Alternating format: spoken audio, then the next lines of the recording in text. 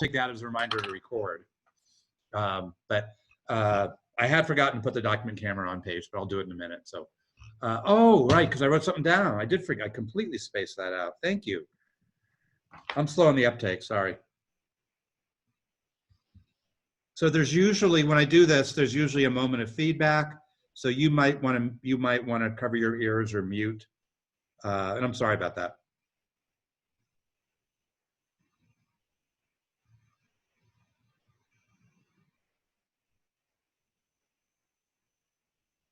I'll go like that when it's ready. It's not ready yet.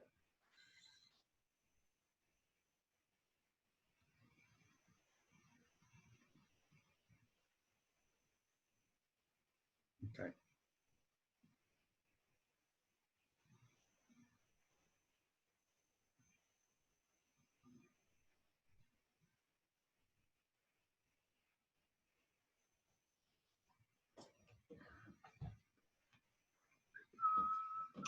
Thank you, Paige.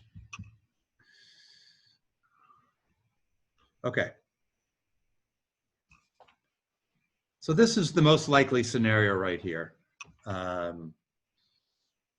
don't know if I really need a final exam. I may tack like an essay or something onto Archimedes, but okay. Okay, and then handout 15. So.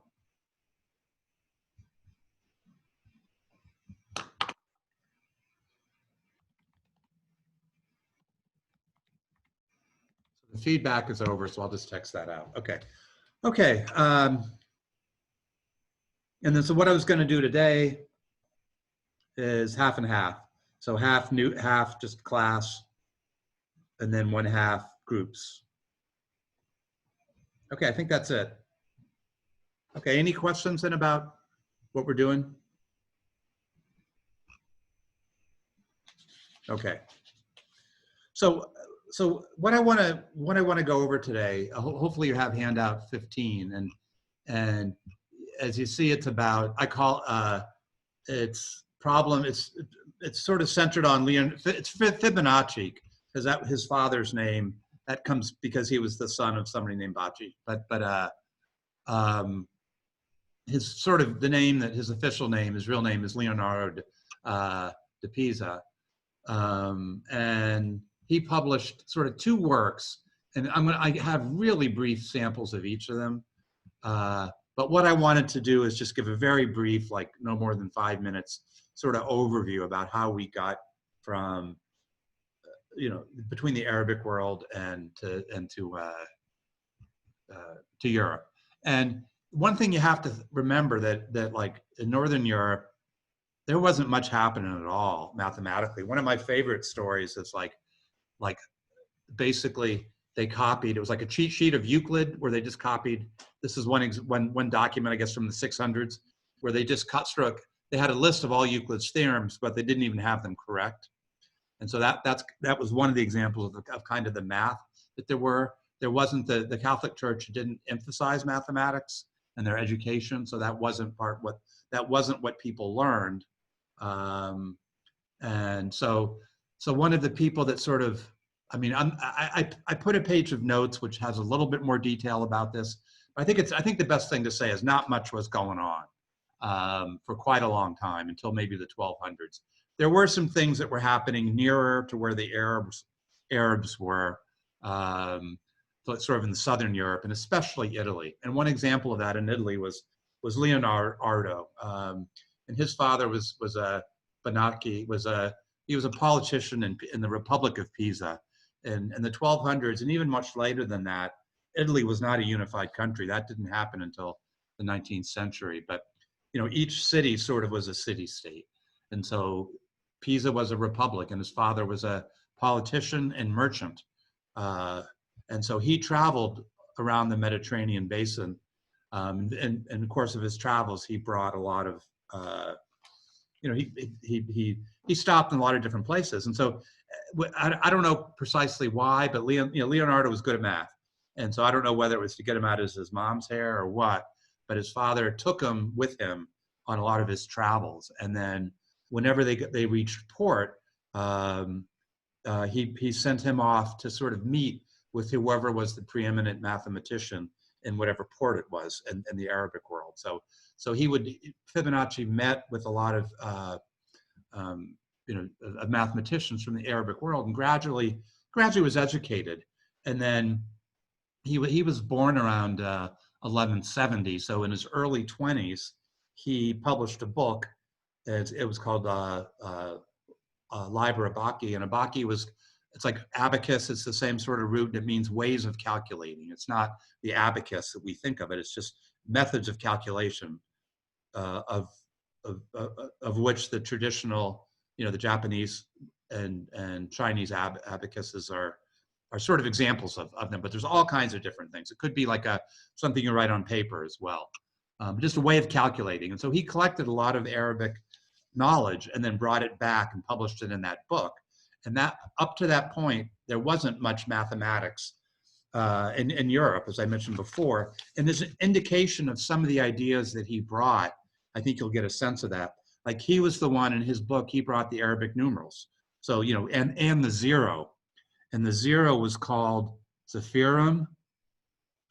And if you think about it, that's cipher for zero. So, he brought those numbers. Up to that point, Roman numerals were being used. He brought a calculational system of fractions, which I may go into depending upon how much time it is when I get there. It's kind of bizarre, so it might not be worthwhile. But it's a way of using fractions to calculate. And again, what was being used along with Roman numerals would have been, the fractions that we learned from Egypt, the Egyptian fractions. Okay. And so one of the things he did is, okay, I'm going to bring in numbers. I'm going to tell you how to use these numbers and calculate.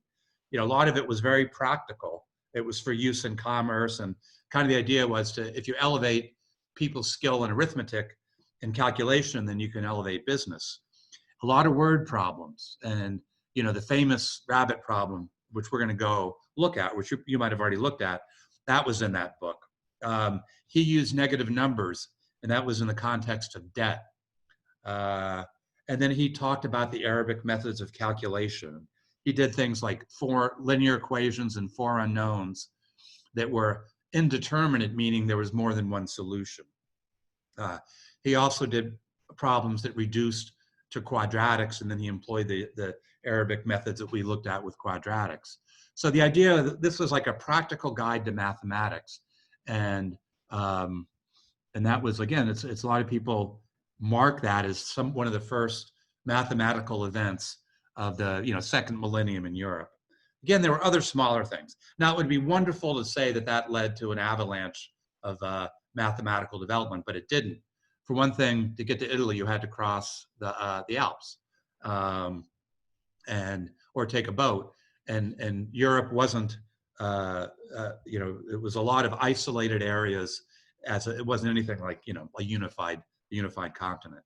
So that didn't happen. And I have a handout up there that talks a little bit about the spread of mathematics. And I may do something Thursday, sort of talking about how mathematics, how the things we look at in mathematics became the way they were. Things like numbers and equal signs and things like that. So anyway, and then so he had that book, and that was about 12,002, as you can see on the book. He lived to somewhere in the 12, I think it was 1240, but in 1228, he published the Book of Squares, and you can see it, and I can't remember the Latin spelling, but again, I referenced that. And it's the Book of Squares, and he had number problems in there. And this was more higher math. And you can still look at, copies of it are around. So it's you can see what was in it. But it was kind of similar in some ways to Diophantus. You can see a problem on there, the third problem. It was to find a square, x squared, and find 2 numbers such that x squared plus 5 was equal to a square, and x squared minus 5 was equal to a square. And I kind of outline a solution on that. So just you can get a flavor of that kind of things. And and Diophantus's work didn't really get to Europe until 1600. And that was true of a lot of the Greek mathematics, That's true of a lot of Greek mathematics is that it arrived slowly into Europe. That's not entirely true, but there was a big influx of it in the 15 and 1600s, and that had to do with um, part of it at least was the invasion of the Turks into Europe, because a lot of the works, anyway, for complicated reasons, some of the works came into Europe with them. But again, we may talk about that later. So that's just a brief overview, and the upshot is that he's, the Fibonacci, or Leonardo da Pisa, he collected and cataloged and put a lot of Arabic mathematics into a book, and then brought that to Europe. And then later, he sort of developed some higher mathematics. So he's one of the first mathematicians we can name as like, oh, that guy was a mathematician in Europe. So again, it's not a lot. I don't know a lot about like what happened in medieval Europe. I've read a little bit to try to fill it in, but I can't find any indications of some sort of higher mathematics before Fibonacci. Okay, so before I go on, I just want to look at a couple of those questions that he had, because one of them is reminiscent of something we've already done, and the other is, I think, interesting and fun because it's the Fibonacci sequence. Okay, but before I get to that, any questions? Okay, so I'm gonna bring the handout to my screen. I'm not gonna share it, I don't think yet, or maybe I will. I don't think I need to. I think it would be better to write to have that. Okay, so if you look in the first handout, there's a problem, and I'll kind of read it. I'll let you work on it as a group, and then you can kind of figure it out from there. I mean, so there's a lion in a pit, and the pit's 50 feet deep, and each day the lion scrambles up to get 1/7 of a foot, and then I guess either getting tired or something, but it slides back down a 1/9. And so how long does it take this lion to climb out of the pit?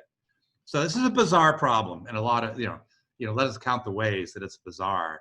But, so, and we think modern word problems are strange. But anyway, so here's what Fibonacci did. He guessed the answer was 63. And then he used that and said, oh, no, that's not the right answer, but we can adjust it. We can adjust it to get the correct answer of 1575. So think about it for a couple, I'll give you a couple of minutes to work on it. And think about where the 63 comes from, why he used the 63, and why is that an example of false position? So this is his progress in one day. So just try to figure, try to go through the problem and the solution, and then try to figure out why it's wrong. Even though to even judge realism in a problem like this is kind of crazy.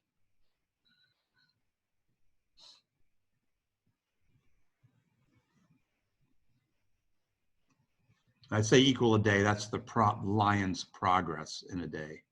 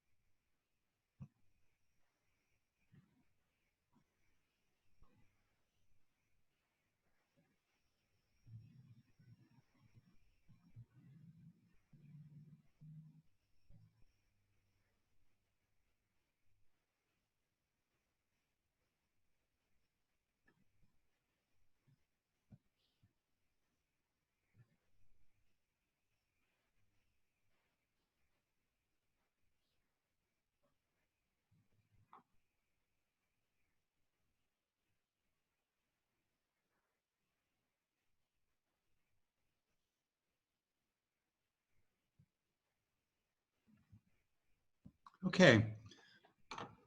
So this is kind of, well, where does that 63 come from? It's the LCM of 7 and 9. Yeah. Yeah, and you get 263. Okay. Okay, so how many feet? So why did he pick 63 as an initial guess? Because if you multiply 63 by, if you multiply 2 over 63 by 63, you get a whole number. Yeah, and you get 2 days.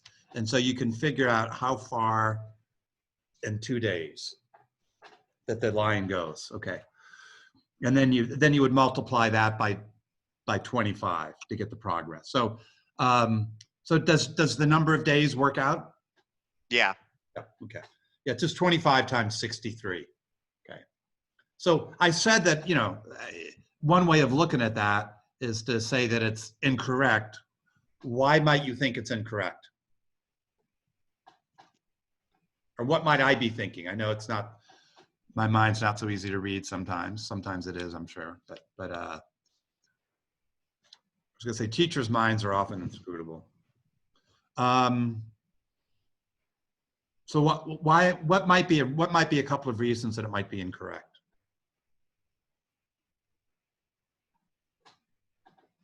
You got to think about what the lion is doing.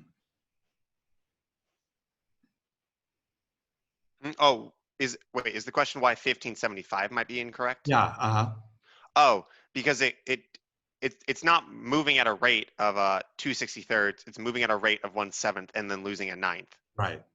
So it's going to get up to a point where it can then climb the remainder 1/7 in a day. Yeah. And so I think it's like day 1573 or something like that. But then there might be another reason why it might be incorrect too. When you're at the very tip, are you out of it, or do you need to be a little bit more to be out of it? You know, you could argue, oh no, that's not correct because you actually need to be, you know, let's say his methods are fine and not worry about that coming back down. Oh, because if you're at the edge, you're not out. You need to be a little bit more. So again, you know, it's just word problems are not about, they're not intended to be real. And the same issues that you all have with word problems and I have with word problems. And then I see my students saying, well, no, that's not what it says. And they give me a reading of the problem and I say, you know, you're right. I thought that's what it said. That's what I meant, but it didn't quite say that. And, you know, because of some way that they looked at it in a way I didn't think about it. So I just kind of wanted to point that out. And also, you know, it's a nice example of a early word problem. And it shows you that this notion of false position, it either persisted or it's like something, it's a normal way for people to think about math. You know, that people that think a lot about math might use false position because it's, you know, you can work with the calculations easier. Anyway, so I'll let you look at example 2 and try to figure out how from that problem that you get the Fibonacci sequence. And I'm guessing most of you have seen, has anybody not seen the actual Fibonacci sequence? I'm happy to go over it. Well, I'll go over it just in case. So it's just the numbered, there's different variants of it, but we're going to use this number, 1, 2, 2 plus 1 is 3, 3 plus 2 is 5, 5 plus 3 is 8, 5 plus 8 is 13, and so forth. And you're just, to get the next term, you add the 2 before it. So one common way of sort of describing the Fibonacci's is that the nth Fibonacci is the sum of the 2 before it. And you can vary this. You can start at different numbers. You can do all kinds of things. And if you take the limit of this number, you're going to get the golden mean, the golden ratio. If you take the limit of successive Fibonacci numbers. And we're not going to go into all that, but I just kind of wanted to mention that. So anyway, so go over this and see if you can figure out how these numbers arise from that word problem.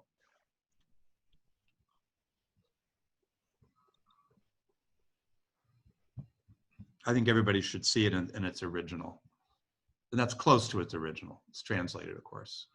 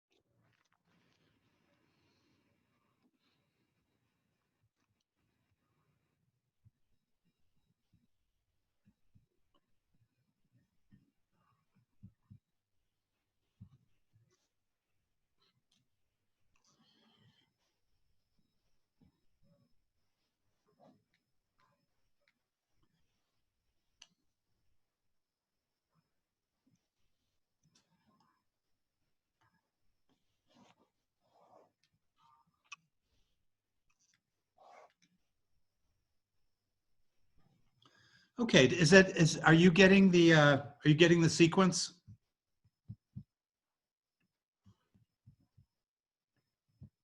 And you can either say something or send it out in chat. Oh, no.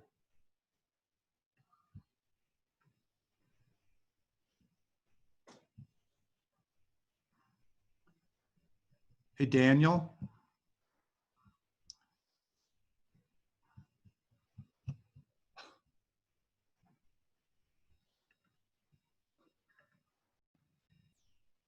Sorry, guy. I didn't really mean to do that. I hit the wrong button. I was assigning them so they'd be ready for your groups. So sorry about that. I might as well just keep you here. And then are you working on the Fibonacci problem? Yes. Yeah. Are you getting the solution? Slowly, but Yeah. Okay. I'll come back. I didn't really realize. I all of a sudden noticed that happened, and I apologize. So I'm going to go and let everybody else know what's going on. Sorry for the abruptness of that.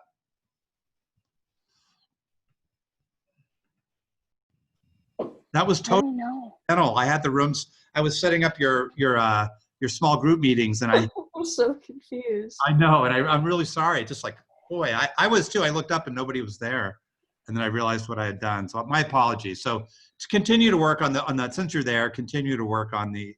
Does that say red room? Yeah, it does.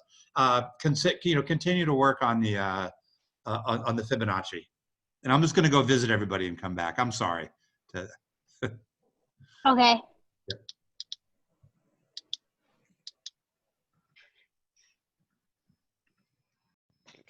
Hey, sorry, I was setting up the breakouts for for the groups, and I messed up and put you in there without meaning to. So I Okay. was confused. I was like, why are we in here? well, I was too. I looked up and nobody was there, and I couldn't figure out what was going on. Mm-hmm. So I apologize for that. So you might as well continue to work on the problem. I'm going to stay there, and I'll come back and visit. I want to let everybody know what's going on. Okay.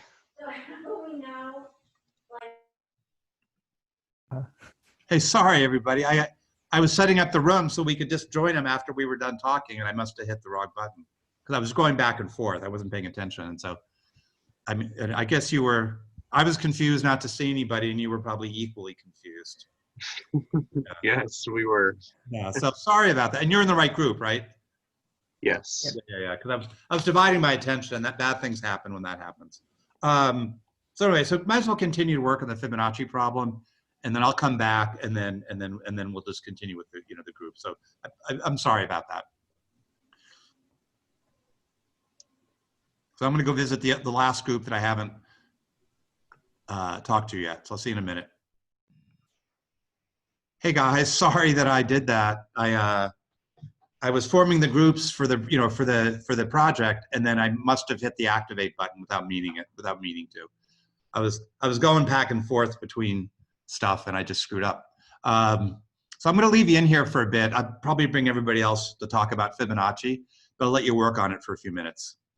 And is everybody in the right? You decided to stay in this group, right, Paul? Yes. Yeah. And I did get the groups right? Yep. Okay. So how's the Fibonacci? Is that working out? Oh, yeah.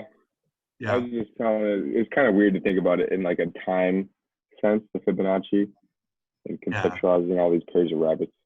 Yeah. Have you heard of this version before? No. Oh, this is often when people introduce it, sometimes they'll talk about this, but this is where it came from.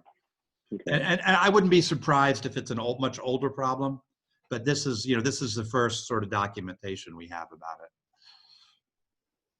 Okay. So it's kind of crazy, but you're coming up with the sequence? Yeah. Yeah. Okay, good. Okay. Good. I'm going to go visit the other groups, but like I say, I'll probably bring everybody back for a second and then put you back in these groups. Sounds good. Okay.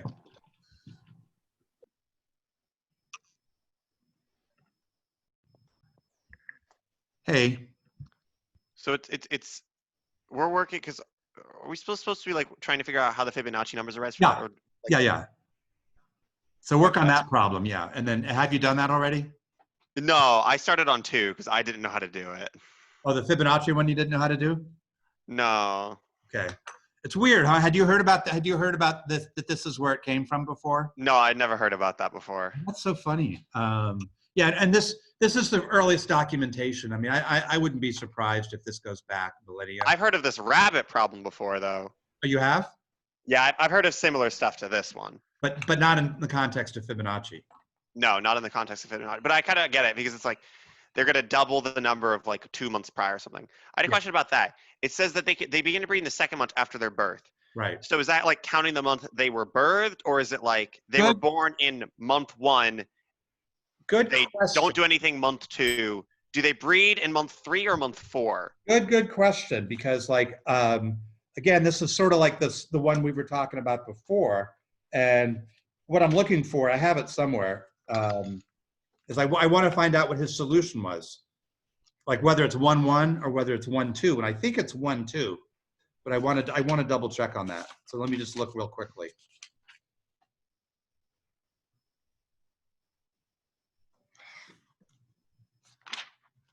I still look up Fibonacci, but it says no, it's not Fibonacci. Go see Leonardo. Okay, I'll be right. Let me go look for a second. And that I was going to talk about that because that's really part of the it's part of the nature of word problems. Mm-hmm. And I meant to look this up beforehand, and I just stopped. I just didn't.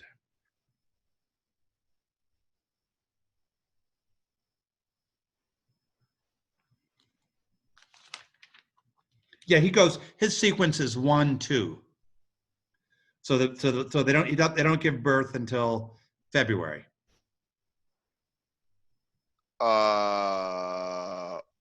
What? Okay. So right, you have 1 rabbit in January, right? No, we have 2 rabbits in January. 1 pair, sorry. Yeah, 1 pair of rabbits. Yeah, sorry. That was on me. And And then then in February we have 2 pairs of rabbit. right. Wait, no. In January we actually have 2 pairs of rabbits because it says they give breed. The first pair breed a pair in the 1st month. So we start with in January we have 2 pairs. Right, but I'm saying that's not the solution he gives. Oh, okay. Okay, he starts with 1. He starts with 1 pair, Yeah, and then he ends up with 2 pairs the next month. right. Now the question is, does he have 6 pairs after that, or does he have 8 pairs? 3. Or yeah, that's. I was thinking of the actual counts. Right. It's pairs of rabbits, yeah. So it goes 1 pair, 2 pair, 3 pair, and is it then? 5 pair? Yeah, 5 pair because the first 2 can breed. Yeah. Okay. Yeah. Okay, I get how it works now. Yeah. Thank you. And I was going to bring everybody back in a minute just to show that and then let you go work because it's almost time. So I think I'm just going to do that. And sorry for that. Like I say, sorry for the confusion over this. That's fine. Yep. Okay.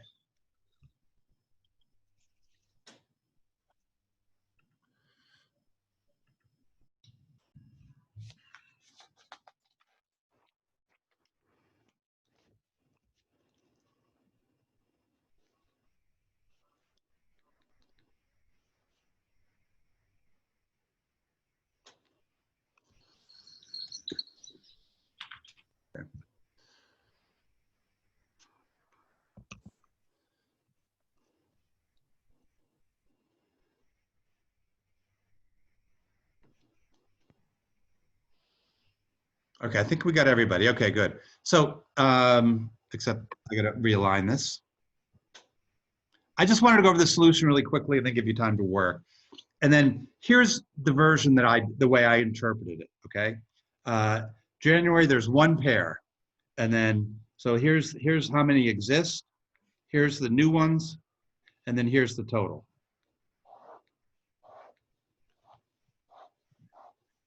And it's funny, I think when I first heard of the Fibonacci's, I heard about it in terms of the rabbits, but I don't think that's so true anymore because I think several people said no, they hadn't never heard of it in this context before, even though they'd seen the Fibonacci. So, okay, the way I interpret it is 0 new pairs, so the total is 1. So then I put this one up here, And then the next month, all the existing ones that were live in the month before give birth to another pair. And so you have 2. And then again, at the beginning of March, you have 2 rabbits. But the ones that were existing the month before each give birth. So you have 3. Now, beginning of April, you have 3. These 2 give birth, and you have 5. And I'll just do May, and then we'll call it a day. So beginning of May, you have 5. All the ones that were live beginning of April give birth, 3, and then you have 8. And so you can kind of see that pattern. It's just the sum of the 2 previous months. And so, did anybody interpret it differently than that? Like, did anybody do it this way in January? So you had 1, it gave birth, and you had 2? Or did anybody do it this way? January, February, March, 1, 0, 1. You have to wait exactly 2 months. So you don't give birth until the 3rd month. And now we can give birth from here. So all those are kind of legitimate ways to interpret it. And Fibonacci's, his answer was this, all the way up to 377. And so now you know where this comes from. And again, it can be interpreted validly in different ways. Like I think this is probably the more, the way a lot of people think about it, because this generates the sequence 1, 1, 2 rather than 1, 2. Often you see it this way. Sometimes you'll even see it this way. And you can start it at other points too. Okay. So anyway, I just thought it'd be fun to see this problem because most of you have probably seen the sequence before. Again, it's a bizarre word problem if you think about it. They're magic rabbits. They never die, so they're immortal. And there's no predators, so they live in a utopia. Pretty nice life, right? And there's no problems. Everything happens the same way every month. So again, I find amusement as someone who's created word problems before to like how old word problems are, and then how the problems that today's youth, and that included me in my time, have with word problems. And you can see it that when you go back in history and look at these word problems, they're artificial, they're strange. If you don't interpret it as the way the teacher intended it, they say, oh, you got that wrong. So I don't know. I'm semi-amused by how old some of those issues are. Okay. So I think I told everybody in the groups that I was trying to be all slick, and so we would all be set up to go right into the groups, not waste any time. And then I looked up, and then everybody was gone. So it took me a second to figure out what I did, and I apologize. So any more comments about this, about Fibonacci? I might give that 3rd problem it's actually a complicated problem. And his solution's quite interesting. But I might give that on a problem set or something like that. But any questions or comments before moving on into your groups? Okay. And one thing I want to say, I'm just going to hang out in the main room. And if you have any questions within your groups, let me know. Remember the things you want to think about. And again, I will give you a handout, is you want to play this in a historical context the best you can. And I suggested resources to do that. You want to try to, you can do specific problems or an overview. And that sort of depends upon the group. And make connections if you can. And this won't be possible in every case, so make connections, or maybe connections like that. Try to connect. If you see something in what you're doing that either reminds you of something today or something we looked at before, bring that out, because I think that's interesting for people to see. And the last thing is, I sent 3 groups that seemed like they wanted it, excerpts from the textbook by Victor Katz. that I've used before.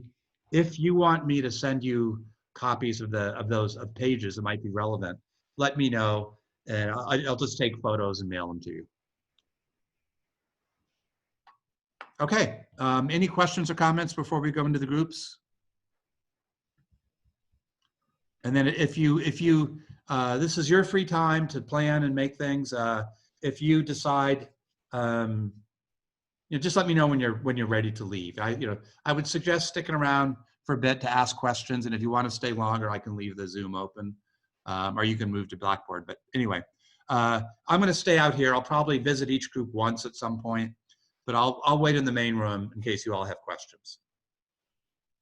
And if your questions are very general, like we're stuck, what do we do? I'm happy to help that, or if it's about specific math. Okay, here we go.